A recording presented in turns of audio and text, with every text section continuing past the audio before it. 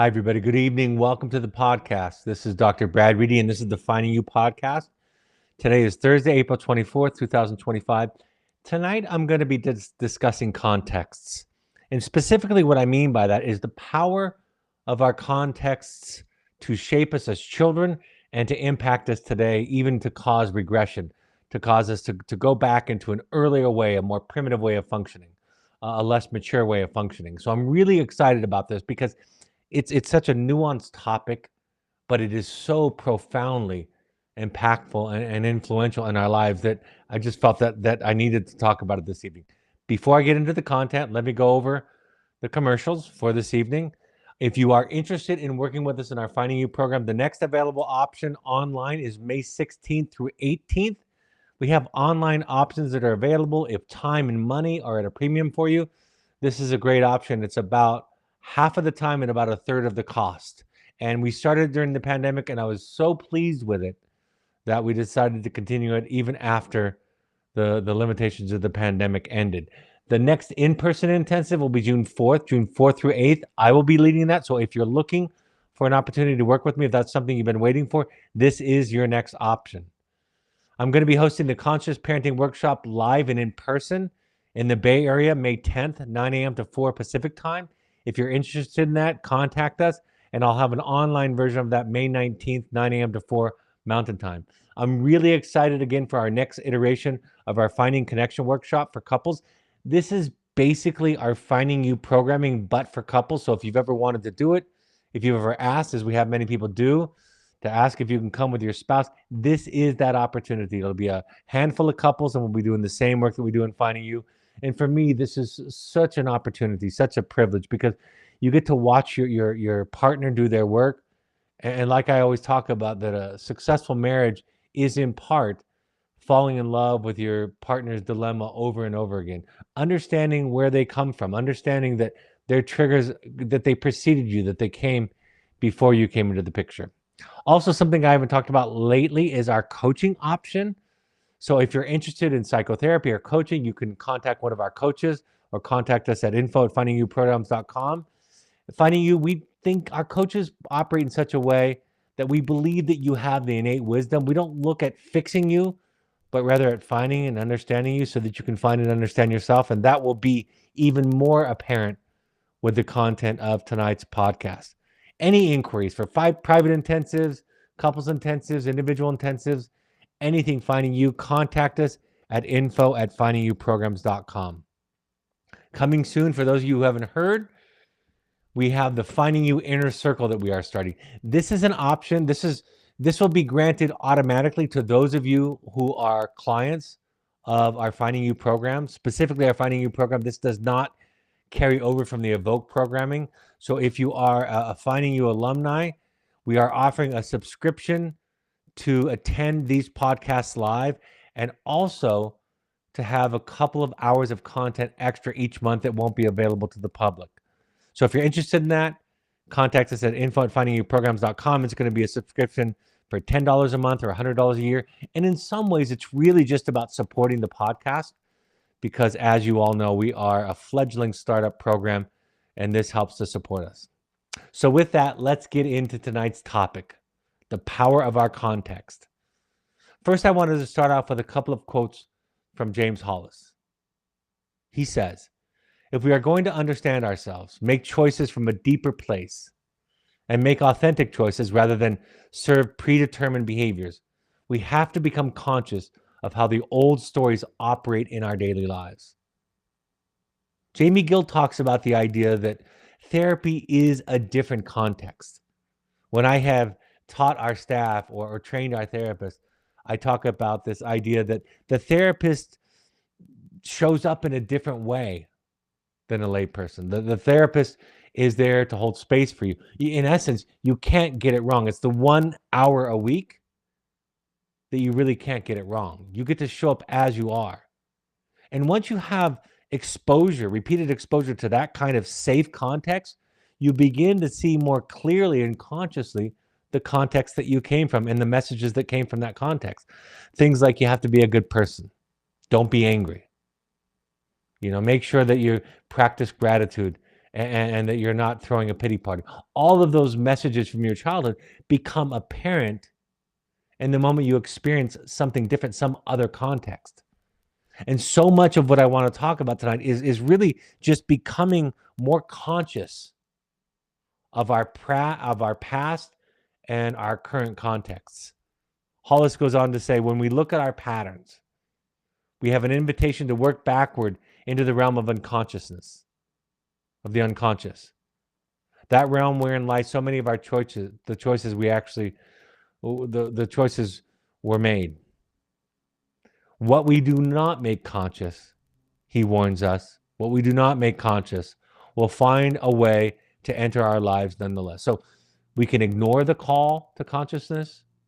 We can ignore the call to wake up and to see what we've been avoiding, what we've been running away from our entire lives. But eventually, those energies, those ideas, those messages will show up in our daily lives one way or another. And if we're not listening, if we're not attentive to those messages, they'll show up in our lives in debilitating symptoms that affect our lives, the quality of it, and also the quality of the lives of the people that we love and that we care about. Jamie Gill wrote in her book Fulcrum, she said, each person lives in a context or framework in terms of which he or she has made sense of his or her life. In this country alone, life on a farm in Wyoming is vastly different from life in Midtown Manhattan. The lives inhabiting these places may be different in almost every way. The issues faced, what is considered to matter, how life is to be lived, even the way one thinks. So she's drawing upon the idea of different contexts, like a farm from the Midwest to Midtown Manhattan. But really, we're talking about the fact that for the child, it is anything that surrounds them in their earliest, most formative years. We've talked about this a lot on this podcast. The human brain is magnificent. And we are born with a very plastic, malleable brain. And that allows for more development and more growth than we would otherwise have if we were born with everything in place. So why we are the most vulnerable creature on earth at birth, virtually, we are also the creature that is allowed to grow, to be shaped. But that means that all the messages, spoken and not spoken, begin to shape our personality structure. Homo sapiens are largely impacted by their context, shaped by their context. And most of that context, the example that Gill gives about Wyoming versus Manhattan, New York, is of course obvious and dramatic, but most of those contexts, most of those differences in our contexts are subtle and nuanced and difficult to see or perceive. And that's why the work of therapy is so arduous, so painstaking, why it requires so much patience and time, is because to sort through, to unravel the messages, the ideas, the energy, the soup that we were cooked in, takes a long time and a lot of effort. Gill goes on to write in Fulcrum, the family is the first experience the child has of other people. How things work in the family is the child's first experience of how things work in the world. The place where the child lives will likely come to be seen as ordinary. Other places different and therefore other. It is a simple step in thinking. My people are right, at least that's what they told me so. Though I lack any experience of anything else, I know, because they told me, that the big people around me were right. I know those other people are wrong. My people have told me that also. And they, of course, know the truth. They know what matters. So the messages about our life, we take for granted. It's like the fish being the last to discover water. You can't see something that is all around you unless you experience something else. Something not water, as in the case of the fish. Something that is not your soup. And that's what happens in psychotherapy. You enter this room, and I talk about this all the time, and you confess something that you are ashamed of, something that you're worried about.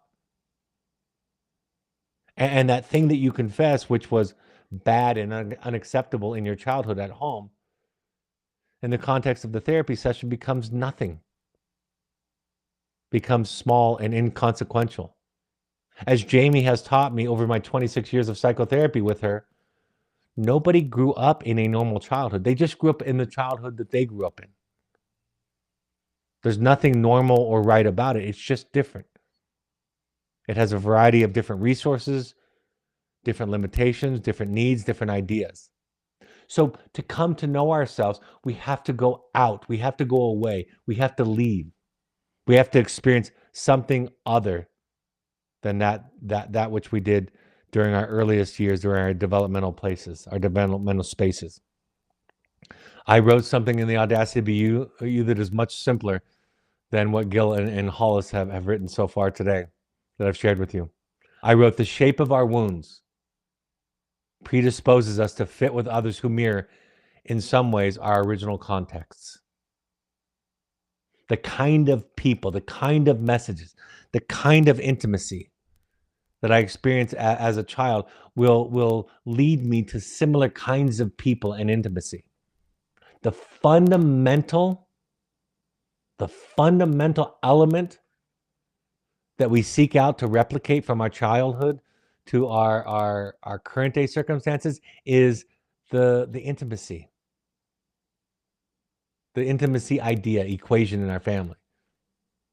If our parents were responsive and sensitive and attuned to our needs, we will seek out contexts that are sensitive and responsive and attuned to our needs.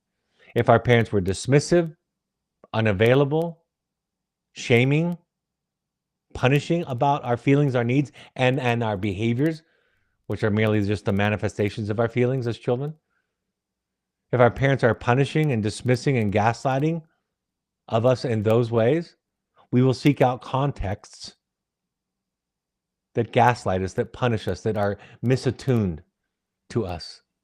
It's not because we are evil or fundamentally pathological. It's not that. It's because we seek out the familiar. We seek out what is comfortable. We seek out what makes sense. I love this study from behavioral science, taught to me by a woman from Colombia. Nim Tottenham is her name. And her researchers did this study where they exposed mice. They separated mice into two categories. And they exposed all of the mice in both categories to electric shock, the baby mice when they were born. The first set of mice were by themselves in a cage when they were exposed to this shock. And the shock was paired with the smell of peppermint. In the second category of mice, same experiment. They were shocked. The shock was paired with peppermint. The difference in this second group was they were with their mothers. So when they were in distress, when they were being shocked, they were cuddling with their mothers. So group A, group B, exactly the same stimulus, with the exception that group B, group 2, were paired with their mothers, were left with their mothers. Then later on, the mice grew up, and they exposed them to mazes, as behavioral psychologists love to do. And at the end of these mazes were different scents, different smells. Some had ambient room smell, just the smell that was in the room, nothing added. Some had smells like pine or citrus. And some had that mint, that peppermint smell. And what they found was fascinating and has incredible implications for what I'm talking and teaching to you this evening. The mice in group A, the first group, who were shocked by themselves, never went toward the peppermint in these mazes. Whereas the mice in category 2, in group B, who were shocked in the same way with the same peppermint smell, but they were with their mothers, they always, when they were given the choice in these mazes, they always went toward the peppermint. And you might ask why. And the answer is because attachment trumps trauma. If we come from a chaotic context We seek out chaos, not because we love chaos, but because it is our first attachment experience. It is what is familiar or comfortable. It is the only place that offered us comfort in a world that for us as children was absolutely overwhelming. So we seek out what is similar. We seek out, if we have codependent family members, we're going to seek out similar levels of codependency in our peers and in our partners. What I love about this and also hate about this idea is that it puts the onus of the quality of our lives and relationships squarely on our shoulders. The reason I don't like that information is because I love, just like most of you, I love to blame the quality of my life on circumstances outside of my control, right? That's a very easy place for me to rest. But with this information, with this idea that I gravitate toward this internal construct that I carry around inside of me from my own childhood, and I look for people that are going to fit that bill, fit that pattern, and I pair up with and I marry people like that, means that I am carrying around inside of me the problem. But the good news is that means that I can solve it. That means if I do my work, if I bring to consciousness all that I'm discussing today, I can then make conscious choices. I can then free myself and liberate myself from the old story. In my book, The Audacity to Be You, I ended it with the 3 keys to enlightenment. And these were just really me thinking, okay, I need a conclusion chapter. What am I going to write about? And I thought to myself, what are the 3 biggest ideas from psychotherapy that I've taken away from my experience, my exposure in psychotherapy? And I came up with these 3 ideas. The first one is that we learn to be okay with being wrong, and we get really good at losing. That idea that I talk about constantly where you don't get to win, but rather you get to choose how to lose. Stay out of the power struggle. Don't spend your life trying to convince the world how wonderful you are, but just let them think what they want. That kind of idea. We get good at losing. Key number 2 is we come to know our darkness. And we remain on speaking terms with our mental illness, which means everybody that listens to this podcast, everybody within the sound of my virtual voice, everybody has mental illness issues, mental health issues. And because they have mental health issues, they have certain blind spots, they have certain patterns. And our response is to get to know what those are, to uncover, to unravel, to keep those in front of us. I always say that's why somebody who hasn't had a drink for 30 years still goes to a meeting and utters the phrase before they share, "Hi, my name is Bill, I'm an alcoholic." They say that because if they forget that, if they forget their vulnerability to alcohol, for example, they're much more likely to fall back into the pattern of destruction and self-sabotage and death and imprisonment and so on. So you keep it in front of you. But key 3 is what we're talking about tonight. Key 3, the final key to enlightenment, as I described it, is learn how to die again and again. And that's a poetic way of saying, let go of old contexts. And by contexts, I'm in part talking about literal contexts, right? Not hanging around the same people in the same places, but I'm also talking about ideas, beliefs, relationships. I think one of the most difficult, painful, and confusing parts of our mental health journey, at least the ones that I witness, is this last idea that sometimes your mental health journey means that the people that made sense to you before don't make sense to you anymore. The relationships that you thought served you and learn subsequently don't serve you anymore aren't worth maintaining. This is not something that I've talked about this a lot over the years. This is not something that I consider lightly. When I've had to make the difficult decisions to let old relationships die or to actively walk away from old relationships, I've done it with a lot of thought, a lot of heartache, a lot of consideration, a lot of discussion with my therapist. As I get more experienced in my mental health journey, I can recognize who are my people, who is, like what I like to say, who is vibrating on a similar frequency as me. And I make decisions about my circle. My circle has become smaller as I've become older. I think in part because when I was younger, I wanted everybody to love me.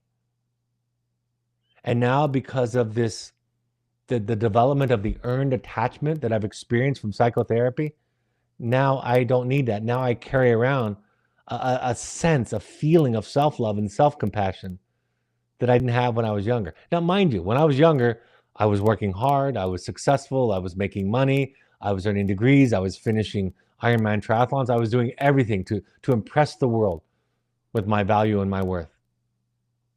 And I was doing that because of the idea that if in our childhood we don't get seen and loved as who we are, not because we're bright or smart or can finish races or can complete degrees or make money, but just who we are. If we don't get seen and loved because of who we are, we might spend the rest of our lives trying to get everybody to love us, which is what I did. There's an Irish proverb that says, death is the middle of a long life. There's so much in the psychological literature that uses the motif, the metaphor of death to illustrate this idea of old contexts dying and not serving us. And I think the reason that the motif of death is offered as an analogy, as a way to think about it or compare it, is because it feels that terrifying and scary. It is that unknown to us to let go of old contexts, old relationships. I took a lot of tonight's broadcast from J.D. Gill's My Therapist's book, Contexts. And in her book, Context, she explores the profound influence that our environments have on our development and mental health. Central to her thesis is the notion that we are shaped by context in which we live, particularly during childhood, during that developmental phase, that vulnerable phase. She emphasizes that we live our lives in contexts, asserting that our familiar and social surroundings play a crucial role in shaping our identities and our emotional well-being. When I asked Jamie years ago, I asked her to speak at a conference that I was hosting. And I said, if you could talk to any people about any subject, what would it be? And she said contexts. I want people to understand, she explained, how powerful it is. Because, you know, when you quit drinking, if that's your goal, you learn very, very quickly that spending a lot of time at a bar doesn't make sense. I remember when I was a teenager, after being sent away to treatment. And when I came home, I made an effort at sobriety initially. It wasn't until 6 or 8 months later that I finally decided that I needed to take a serious and long-term step away from all that. But at those early stages, I was experimenting. So I told my friends, I'm trying to be sober. I'm not going to smoke. But I didn't want to lose my friends. And I found after hanging around them, and by the way, they were very supportive of me. In fact, they discouraged me from using because they knew of the consequences that it would have in my life, in my family situation. So they were supportive of me. But I found myself day after day of sitting there sober while they were all getting high and drinking. And I found myself gravitating back toward them. I had the illusion, like a lot of people do, that I was bigger than my context. And by definition, you are smaller and less powerful than your context. By definition, your context is larger than you. And your context has a much greater likelihood of changing you than the other way around. So our contexts teach us. And the hard part about context, like any kind of developmental influences, is it's in the unspoken, the covert, right? The implicit, where we are taught. We learn about intimacy and attachment and resonance and gaslighting and validation. We learn about all of these things without any of those words ever being spoken. Jamie Gill delves into the parenting styles that affect child development, specifically the context. And she makes this specific distinction when she teaches about nurturing environments versus authoritarian environments. She posits that the kind of parents that we have is pivotal in our worldview, emotional resilience, and our ability to cope with stress. It's not what they say. It's not what they post on the refrigerator as the family's values. It's how they are.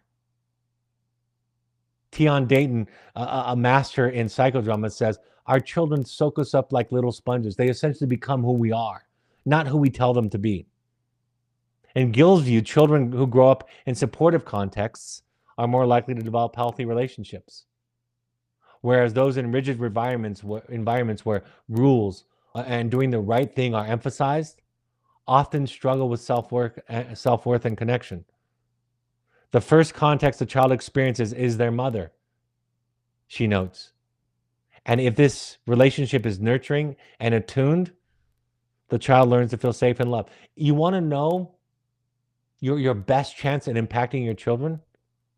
It is through that kind of nurturing, attachment-based relationship, that attachment. Resilience isn't just going through hard things. It's going through hard things where you have a parent nearby or a big person nearby that's larger than you are, a context, if you will, who can help you to co-regulate. It's not what happens to you in childhood that signifies whether or not you're going to experience or internalize the trauma. It's whether or not you are left alone in your trauma that determines whether you develop disorders and symptoms related to the trauma. That's a magical, wonderful idea. How our parents are with us makes the difference. How the people around us are makes a difference. What happens in life? This is so fascinating. My wife and I talked about this a month ago. In mid-March, we went back and did a family reunion. And after a couple of days, I didn't know what was going on, but something was different about my wife and in our relationship. I couldn't put a finger on it. But after about 36 hours, she came to me and she said, I am regressing back into my old patterns with my family of origin. I feel responsible for everybody the same way I felt as a child unconsciously. And I'm trying to enlist or enroll you in the same role that I played, and it's not working for you, and we were in conflict. In other words, she went back to her earlier context, to a context that hadn't changed, and she regressed. She started to behave in the old way, within the old story. So if you're changing, this is what I think about all the time with my clients. You know, on average, in an ideal sense, I have about 1 hour a week with my clients. So what that means is they have dozens and dozens of hours with other people.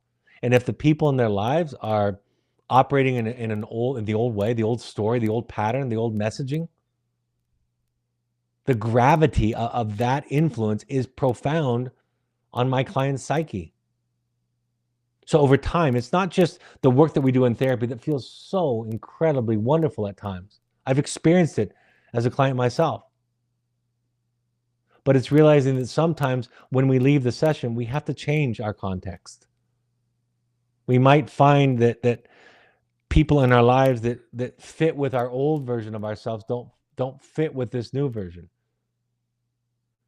We'll also find that some of the people will come on the journey with us. And that is so, so thrilling. Such a joyous experience. And we'll find new people that we hadn't met. We'll attract new people who fit with this new, more evolved version of ourselves. So it starts off with our parents. It starts off with if we have parents who emphasize doing the right way, thinking and feeling the right way. If we have parents that are more interested in us being good, we will struggle with self-worth, with resilience, and with mental health. If we find parents who are boundaried, by the way, you can't be unboundaried. The kind of nurturing I'm talking about is not codependency. It is grounded in a strong sense of self in the person of the parent. And if we get parented by that kind of parent, our mental health, our resiliency, our ability to tolerate distress, the next trauma that comes along, we will more capably respond to it. It's interesting. They have found, for example, that veterans of war who experience PTSD. There's something different about those who do versus those who don't. And what they find is those who develop PTSD from war were predisposed to it in the ways that I'm describing right now. They didn't have parents who were healthy and secure attachment figures in many cases, or less so, I should say, because it's not a binary. They were more likely to experience child abuse before the war, before their exposure. So we think about trauma. Most people think about trauma as things that happen to you, but it is really how you are supported in getting through it. Who is present with you to help you deal with the feelings, to co-regulate? Who is bigger than you and present and able to take in the feelings of distress that you feel, and through the greater resources available to them, metabolize that distress, those feelings, and reflect back a sense to the child that the child is okay. Gill also discusses the necessity of changing one's environment for mental health recovery. A common saying from the 12-step world is you have to change your playground and your playmates when you get sober. This slogan illustrates that recovery often requires altering the social circles that may trigger negative behaviors. Gill stresses that unresolved childhood experiences can lead to patterns of behavior in adulthood. And without examination, without a critical examination, individuals will unconsciously, reflexively recreate these cycles. Doesn't matter how smart you are, doesn't matter how well-intended you are. You have to do the work. You have to look at it. Gill's insights reveal that understanding and transforming one's context is essential for continual growth and maintaining the changes that one experiences in therapy. And for those of us who grew up in toxic families, there are plenty of threatening and guilting messages that prevent this changing context. Right? The people tell us that we don't care, that we don't love, or that we're superficial, or that we throw them by the wayside when we make those kinds of changes. But as I have told you many times, and I believe this in my heart, maybe I say it over and over again to repeat it as a mantra for myself. But if my children, my adult children, came to me at any point, and by the way, that extends to everybody else, of course. I'm only using my children because of how tied to them, how much I love them. But if my children come to me as adults and tell me that being around me feels toxic, being around me, if they tell me that it doesn't make them feel safe, so they're going to have to take some space, my response to that is to support them 100% of the time. I wish them well. But here's the great paradox. Because I believe that, my experience has been so far that they don't want to leave me. If they're allowed to leave, if they don't need to sacrifice themselves in order to take care of my ego, why would they want to leave that? If they can be themselves and be tolerated, which is the analytical way of saying be loved by me, what else could you want in a context, in a nurturing parent? So like it said, you have to change your playground and your playmates. It's not just the internal change. The influence of the environment is too powerful to draw us back in, to pull us back in to old ways of thinking, old ways of operating. We will be confronted with the pain of loss in many cases. This awakening that I talk about and teach about on these podcasts comes with loss, grief. It also comes in many cases with guilt, with a guilt for the message that we are betraying the people that loved us. I remember when I was a teenager, I was in a group room where they were talking about children of alcoholics. And they had a list of beliefs of children that come from alcoholic or chaotic or toxic families. The first one on the list, I was 16 when I saw this, and I think about this all the time. The first one on the list The first belief of children that's common for children who grew up in toxic families is family comes first at all costs. That you owe your family your loyalty no matter what. But we're learning today in our culture that that's not always healthy. That sometimes, sadly, painfully, thoughtfully, and courageously, sometimes we have to leave our family. Of course, ideally, that comes after making an effort to tell people what you need, setting boundaries, making requests, having discussions. It comes after all of that, of course. But eventually, for some of us, for many of us, in fact, we have to leave the old playground and playmates. Dr. Glenn Patrick Doyle said, ironically, when we start to get better, we often get sad. We also often get sad because we start to realize how much we've missed out on, how badly certain people have failed us, what the younger version of us actually needed and deserved. Healing involves healthy grieving, and there's no way around that. There will be a stage or a piece of loneliness and grief in your mental health journey toward wholeness. Context skills teaches us in her book.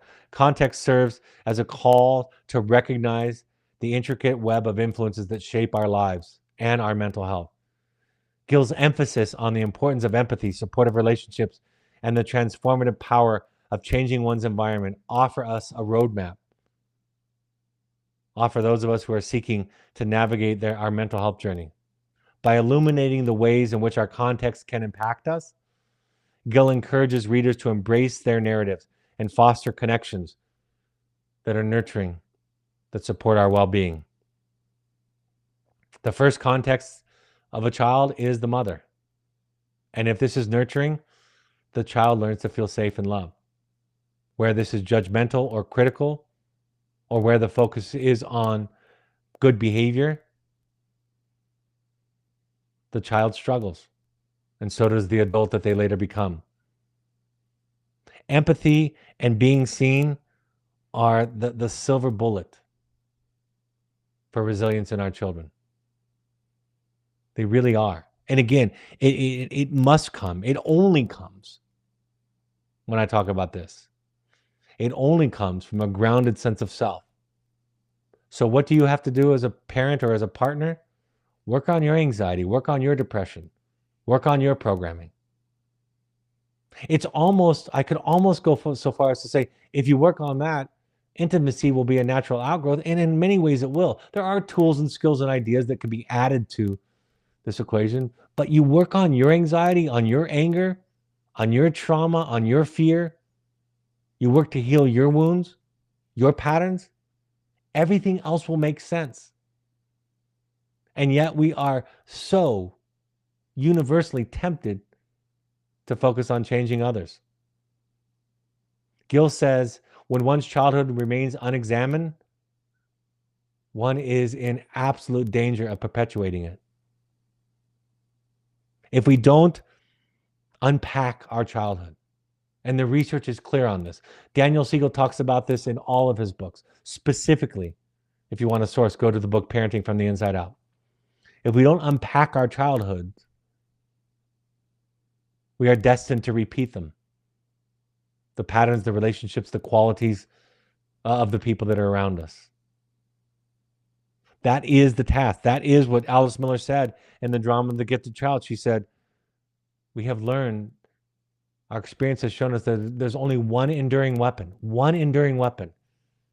in our fight against mental illness, and that is the discovery of the unique emotional history of our own childhood. Gill talks about the value and the necessity for rebellion in adolescence. And adolescence is largely thought of as around 13 to 25, neurologically speaking. She talks about this idea of rebellion as an important part of self-identification and self-discovery. She argues that rebellion is not merely a phase, but a crucial step towards self-discovery and independence. Rebellion is the heart of creativity and freedom, she states, highlighting how stepping away from parental expectations, ideas, programming, messages, values, allows young individuals to forge their own identities. This journey into self-awareness is integral for breaking free from the limitations imposed by past experiences, by social and societal norms and expectations. We are so vulnerable as children. I love the way that Hollis calls the adults around us the big people. I think it so viscerally reminds us of where the power lies to shape us, to form us in a psychological sense. It's why some of this is why I talk about communication skills and some of the very practical things that we talk about on this podcast. Because language matters. Language is how we make sense of the world. Gil says that language directly depends on a context for its meaning, and so do people. Our language is the way that we make sense, the way that we organize our ideas about the world. So clear communication becomes important. I feel statements reflectively. It's not so much that if you use a healthy feeling statement that everybody's going to respond to you perfectly, but you then are staying clear.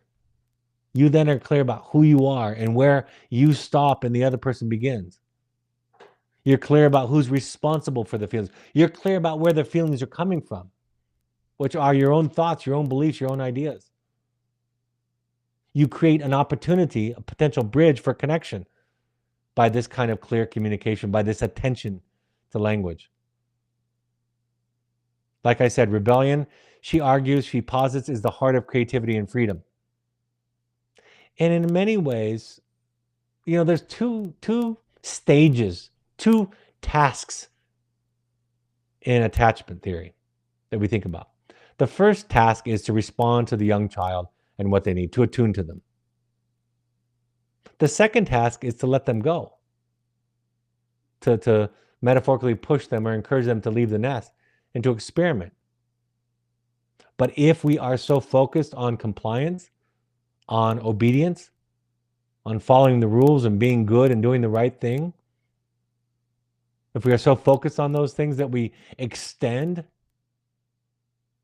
young childhood into adolescence, sometimes aggressive rebellion, complete and chaotic acting out, is the child's best attempt to separate. And they are so uncomfortable, afraid to do it, that sometimes that's the only way that they can do it, the only way that they know how. So why doesn't everybody realize this? Why doesn't everybody recognize this? It's because this kind of awareness, this enlightenment, is painful and difficult and terrifying. A great teacher once said, enlightenment is a destructive process. It has nothing to do with becoming better or being happier. Enlightenment is the crumbling away of untruth. It's seeing through the facade of pretense. It's the complete eradication of everything we imagine to be true. That's what psychotherapy is in large part. It's not as much learning new things, although that happens, as it is unlearning what we've been taught. And then figuring out what we want to make of the world, who we want to become, who we are. I love this quote that I found some time ago. It says, marriage is hard. Divorce is hard. Choose your hard. Obesity is hard. Being fit is hard. Choose your hard. Being in debt is hard. Being financially disciplined is hard. Choose your hard. Communication is hard. Not communicating is hard. Choose your hard. Life will never be easy. It will always be hard, but we can choose our hard and choose wisely. Carl Jung said there's no coming to consciousness without pain. Every step that you make toward greater wholeness and mental health, you will experience pain, guilt, fear, loss. Otherwise, everybody would do it. People will do anything, Jung goes on to say. People will do anything, no matter how absurd, in order to avoid facing their own soul, their own psyche.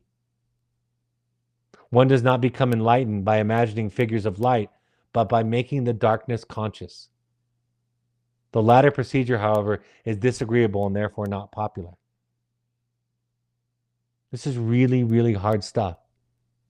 One of the greatest lessons I learned at the tail end of my big life, midlife crisis was that nobody was coming to rescue me, that I was going to have to rescue me. I was both the damsel in distress and the knight in shining armor. I was the one who was going to save me. I thought that I was going to look for people who would know what I needed with the slightest of suggestion on my part and would respond to my needs. And now I realize that I have to set my boundaries over and over again. I have to say it over and over again. I am the one who has to ensure that I get taken care of and treated well. And to sit resentful and angry at my wife or my family or my children or my friends or my colleagues because they don't treat me well is the essence of what it means to remain a victim. The opposite of this heroic adventure.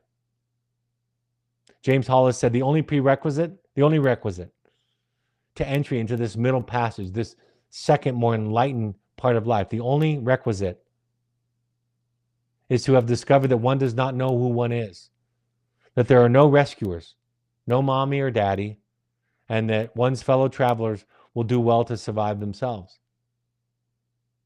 And he goes on to say, but such is the first adulthood, full of blunders, shyness, inhibitions, mistaken assumptions, and always the silent rolling of the tapes of childhood, the context. If one had not set forth and made those mistakes and crashed into those walls, then one would have remained a child.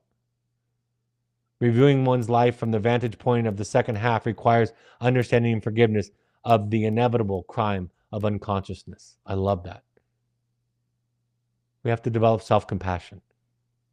We have to learn to love ourselves before we can expect successfully and consistently the people around us to love us. So we'll be up against fear, guilt, shame, powerlessness, helplessness, confusion, overwhelm, rejection. But as Joseph Campbell suggested, if you're falling, dive. And one of my favorite quotes, this one is particularly from George Adair, is that everything you always wanted is sitting on the other side of fear.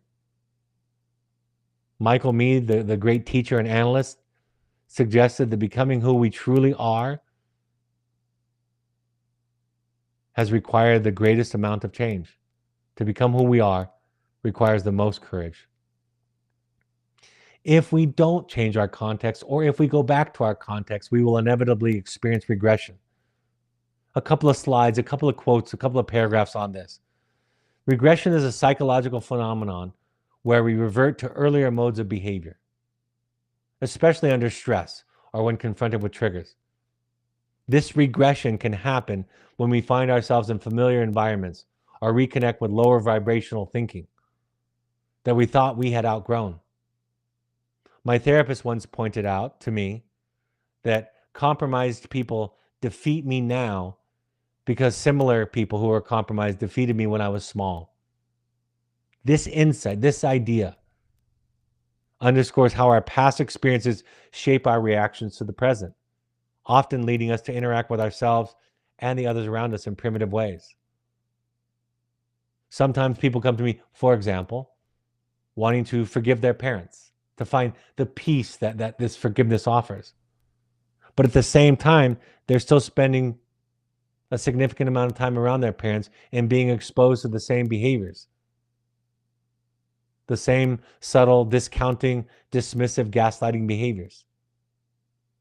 And I say to them, it's insane for you to forgive somebody when you're still experiencing the same mistreatment from them. In fact, I would say that that would be an unhealthy step or journey to take. The analogy of the circus elephant is particularly poignant. As a young elephant, the circus elephant was tethered to a stake in the ground, conditioned to believe that it could not break free. And even as it grew into a powerful adult, the belief inside of the elephant persisted. It's not that the elephant as an adult couldn't pull the stake out, but rather it has been trained to accept its limitations. This analogy mirrors our own struggles. We often find ourselves constrained by beliefs rooted in our early contexts. If you go back and spend some time with your family, or you're spending time with people who aren't on this journey that you're on, you will find yourself drawn back into earlier ways of behaving, earlier thought patterns. It's not just behaviors, thought patterns will change. After a visit home to her family, my wife came back one time and started giving me advice about what to eat and not to eat. And I said, what's going on here?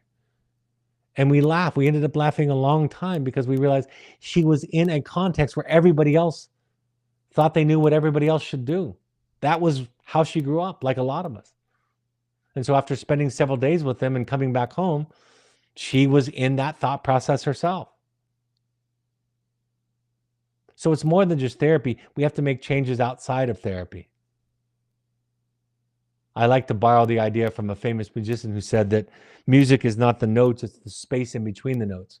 And in a similar way, I think therapy is not just the therapy, it's the space in between the sessions that at times can make the biggest difference. In The Audacity to Be You, I make the point repeatedly that the shape of our wounds predispose us to fit with others who mirror in some ways our original contexts.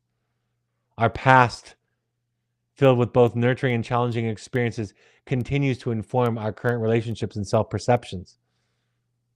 To truly evolve, we must confront these limiting beliefs and understand their origin, allowing us to forge new, healthier patterns going forward of our behavior.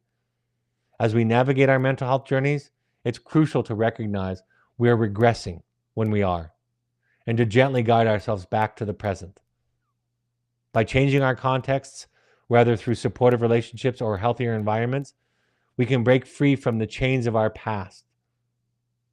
Embracing this transformative process, these courageous steps, is essential, not just for ourselves, but also for those that we seek to support and love, as we collectively strive to create a more empathic and understanding world.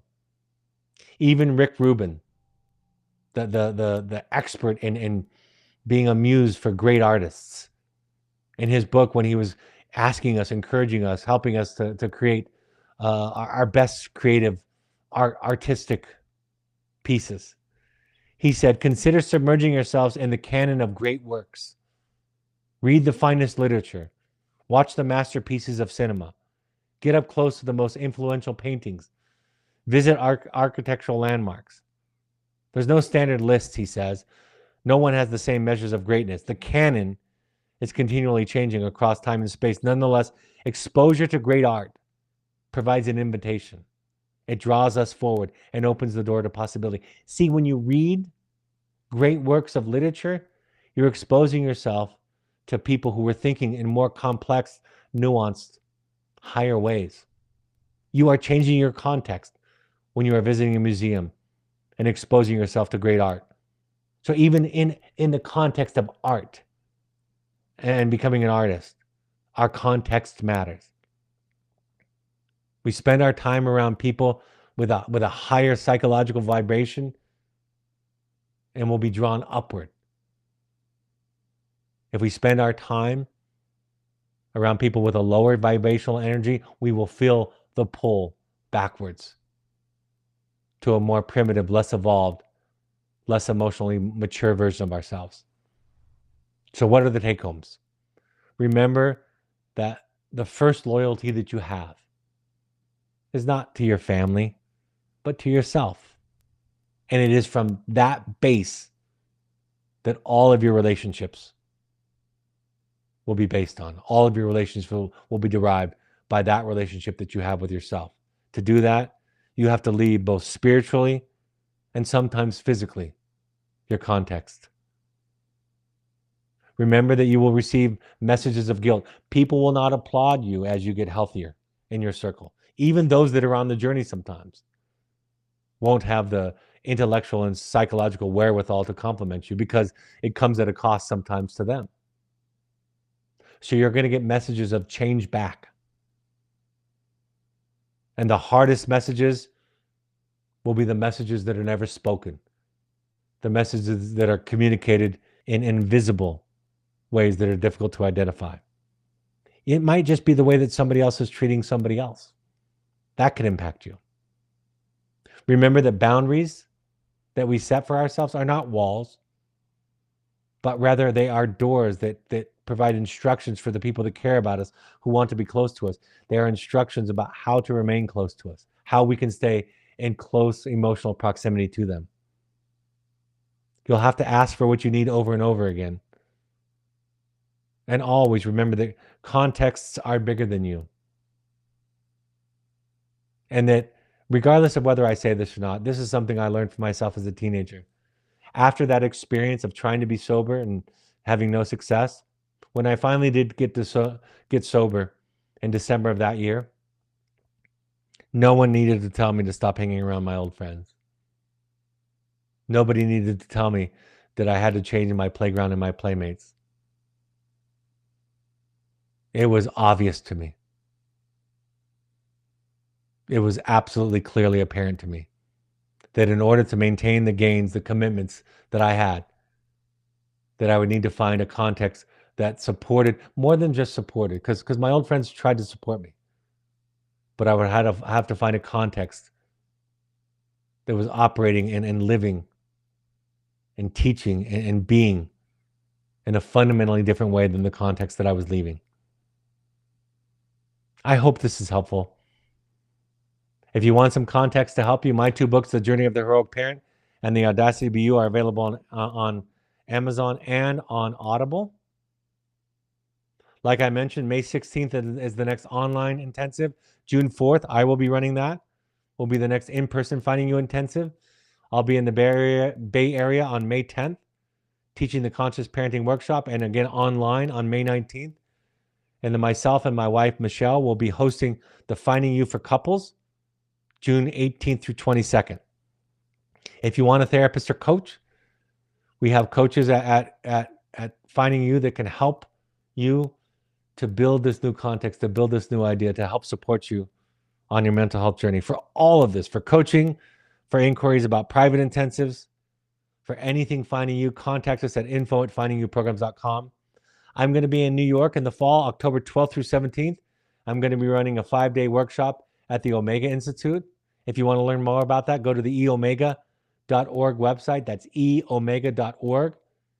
And go to their class schedule for 2025 and find my class, The Audacity to Be You, October 12th through 17th. By the way, very inexpensive, $500 for 5 days in a beautiful, amazing setting.